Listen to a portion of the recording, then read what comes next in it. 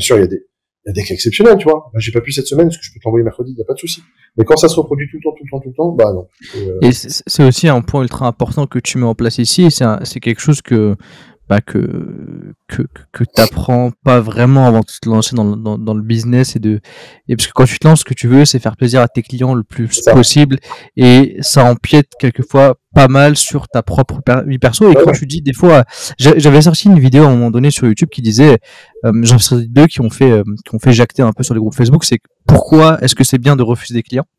Ça va créer pas mal de choses. Bref, c'était assez drôle à voir, mais t'avais aussi la deuxième partie, c'était de cadrer, en fait, de savoir dire non simplement et d'être ferme parce que quand tu es coach sportif, oui, tu as un business, mais tu as aussi cette partie-là où tu dois pas oublier que tu as quand même une vie à côté et que c'est à toi de cadrer. En fait, si tu dis à ton client, fais-le-moi à telle date et à telle date et qu'il le fait pas, c'est tant pis pour lui. Tu as été. Le seul truc, c'est de fixer les limites à l'avance. Ouais. Tu vois, et que les deux parties soient OK avec ça. Ouais. Et après, c'est très dur quand tu te lances, c'est très dur à faire parce que tu as toujours peur de vexer le client. De vexer, de perdre, donc c'est vrai que même moi au début, j'avais un peu de mal, tu vois. Et on m'envoyait un message WhatsApp, je répondais dans la minute. À un moment, j'étais obligé de professionnaliser la chose parce qu'il s'est passé deux événements, c'est que j'ai eu pas mal d'élèves et qu'à un moment, il faut quand même que j'ai une vie à côté et que je suis pas payé à répondre de minuit à minuit comme ça. Donc, voilà, on a professionnalisé le truc. Je réponds tous les jours quoi qu'il arrive. Et puis deuxième événement, il y a eu l'arrivée de ma fille aussi qui m'a fait prendre conscience que moi j'ai pas vu parce que tu sais j'étais dans le lancement vraiment de la société au moment où ma fille est née en 2017 et j'ai pas vu les 6 premiers mois de ma fille. Quasiment pas.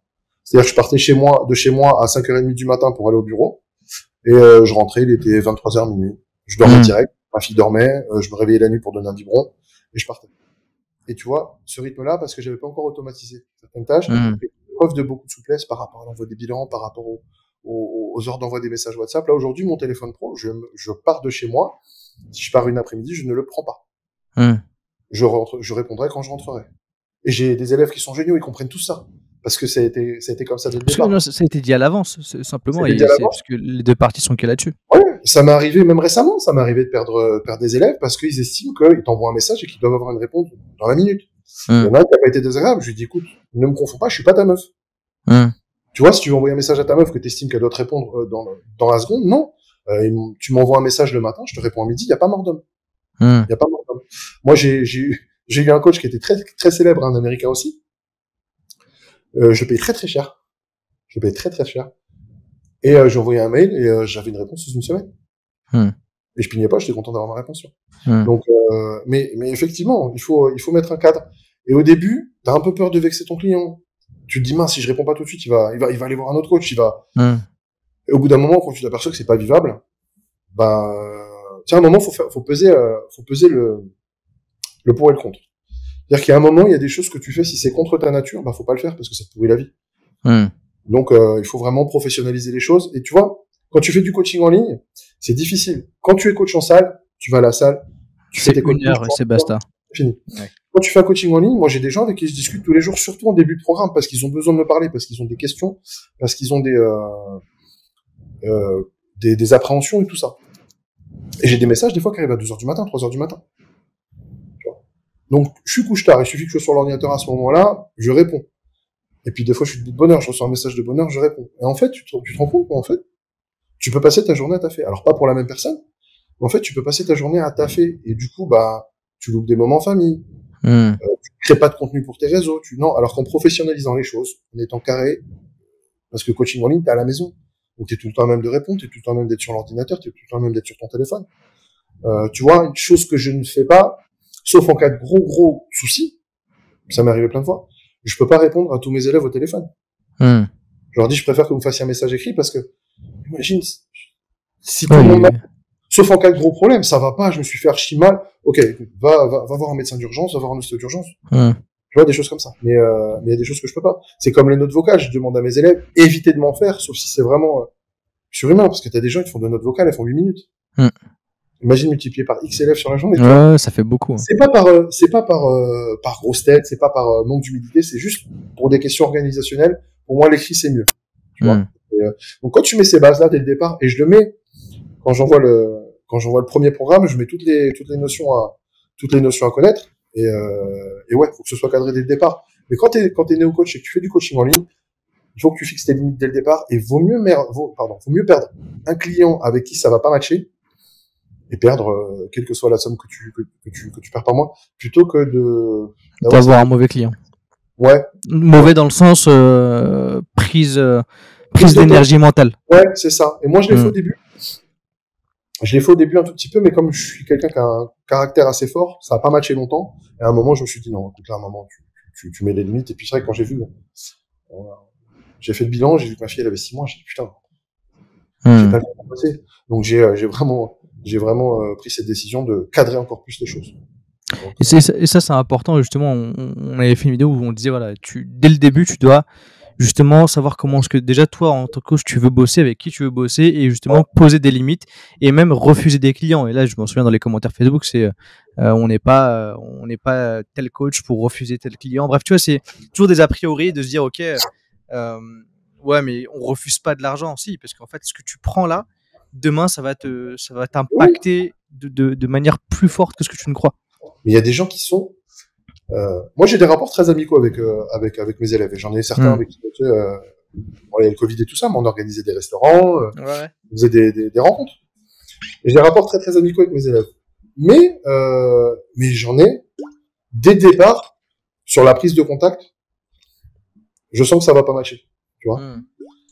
Et quand t'as quelqu'un qui dit oui, mais moi j'ai telle attente, moi ok, moi je veux qu'on fasse le programme, mais faut vraiment m'expliquer point par point ce que tu me fais faire.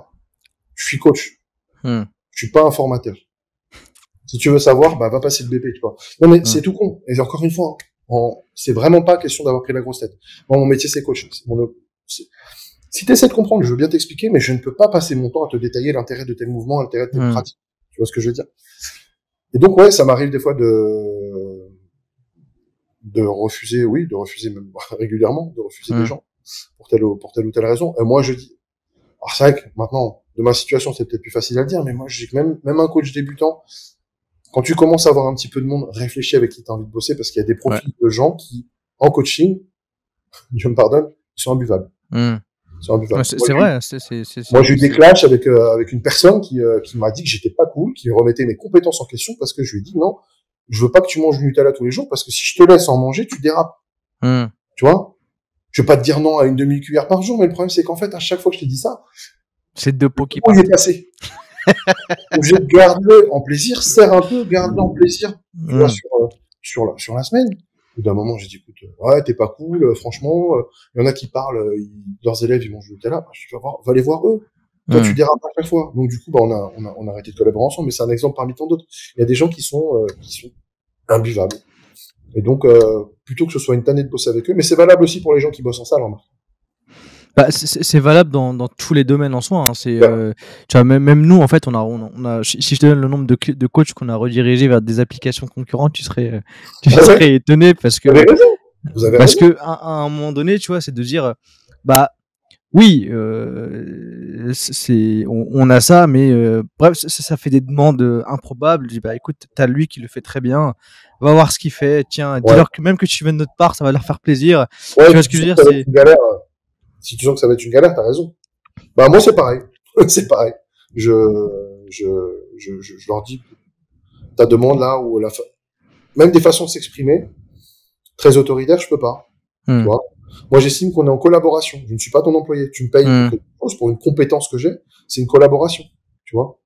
Tu vas chez un prestataire divers, tu ne parles pas comme un yinche. Moi, c'est pareil. Je suis un prestataire je ne suis pas ton employé.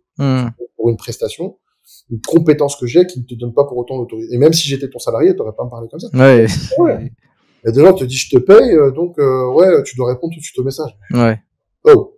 Donc vraiment, franchement, les néo-coachs qui m'écouteront, ne tolérez pas ce genre de comportement. Parce qu'apraprès, si même si c'est le début, même si vous n'avez pas 20 000 clients, c'est dès le début, en fait, faut savoir mettre ça en place. Non, moi j'ai compris un truc, Vaut mieux dire non à un client et refuser de l'argent que de bosser avec un client qui est une vraie plaie, qui ne te respecte pas. Il n'y a pas de pire sentiment que d'avoir l'impression d'être obligé de fermer ta gueule parce que, excuse-moi l'expression, parce que tu es dans une situation où financièrement c'est pas trop ça. C'est sûr plus facile à dire qu'à faire, mais Je l'ai fait à l'époque aussi, hein. Pourtant, j'avais Ouais. pas énormément de clients, mais il y avait des gens, je ne pouvais pas bosser avec parce que le profil, ça allait pas. La façon de s'exprimer, très autoritaire, très, non, Hmm. ça aurait mal fini. Non, mais c'est cool que tu en parles aussi. Ça permet aussi de pouvoir avoir cette partie, de faire comprendre que même si en fait tu as une activité, même si c'est le début, même si tu as besoin de nouveaux clients, savoir que tu bosses en tant que coach, quand tu bosses, c'est pour toi, c'est ton business tout simplement. Et que tu as cette liberté-là de pouvoir choisir avec qui tu bosses, profites-en. C'est tout. Tu vois, Bien sûr. c'est profites-en. En plus, honnêtement, il y a tellement de taf Hmm. qu'un client perdu, ce sera juste une place supplémentaire pour un client Hmm. qui viendra prochainement. Hmm. Ne crois pas que, oh là là, mon Dieu, ça y est, oh, j'ai réussi à choper un client. Il y a tellement de boulot. Il y a tellement de boulot que tu peux te permettre le luxe, justement, de décider avec qui tu travailles. Hmm. Tu vois. Parce que les prestations de service, comme on a, les gens ont vite fait de dépasser. Les gens ont Ouais. vite fait de dépasser. Tu sais, ils ont un peu l'idée, des fois, je me paye un coach, donc, il m'appartient. Non, non, non. On collabore ensemble. J'ai une compétence que tu veux que je mette à profit pour toi. Ok, on va faire, mais sous mes conditions. Hmm. Je veux profiter de mes compétences sous mes conditions. Tu as tes conditions aussi, bien entendu. L'entendre. Mais il y a des choses qu'il faut pas tolérer, ben non.